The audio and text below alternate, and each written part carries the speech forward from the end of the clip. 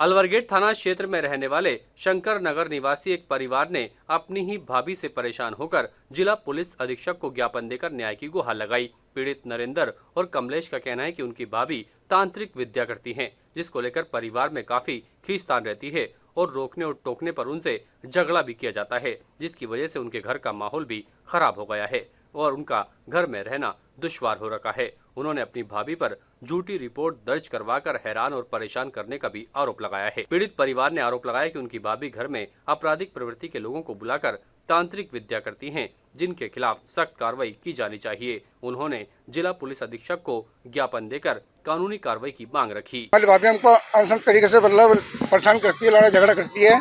तो एक बार लड़ाई करती तो हमने उसकी रिपोर्ट थाने में कराई थी। थाने में रिपोर्ट कराने के बाद में उन्होंने बुलाया, पुलिस वालों ने हमको बुलाया, हम गए तो हमने जाकर के बात करी तो उन्होंने बोला कोई बात नहीं, घर की बात है, आप राजीनामा ले लो। तो मैंने राजीनामा वाइफ से कहकर राजीनामा ले लिया। उस वक्त इनको मारा था लकड़ी से, इसका सबूत मेरे पास है, इनके नील जमी हुई सब कुछ है।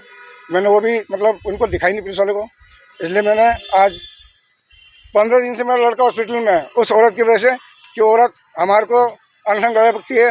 तो मैं लड़का छत पे खड़ा था, छत पे खड़ा उसको बोल रही थी अनशन गाला पकड़ी थी, अनशन तरीके से उसको टॉर्चर करी थी। तो गुस्से में आकर छत से कूद गया और उसके दोनों पैरों में फ्रैक्चर हो गया। एक पैर का ऑपरेशन हुआ, उसका इतना हुआ है कि उसकी रीढ़ की हड्डी बिल्कुल चूरा हो गई है। और 2 बार उसका ऑपरेशन हुआ है विक्टोरिया में, उसके सबूत हमारे पास है सर। और कुछ इस तरीके से करती है, जादू टोना वो कहते हैं, तंत्र मंत्र करती है।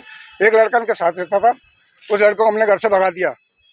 तो इन्होंने ऐसे कहा कि उसको भगाया तो कैसे भगाया, मैं इनका जीना हराम करूंगी। उस दिन से हमसे लड़ाई झगड़ा करती है सर। हमारे भाई के साथ है, लेकिन हमारा भाई जब पार्टी में चल जाता, काम पर चल जाता, जब वो लड़ाई कर, वो लड़का हमारे इधर रहता है। हम जिला कलेक्टर में एसपी साहब के पास में आए हुए हैं, सुनवाई तो हो रही है। हमने कल उनको मतलब दे दी एप्लीकेशन।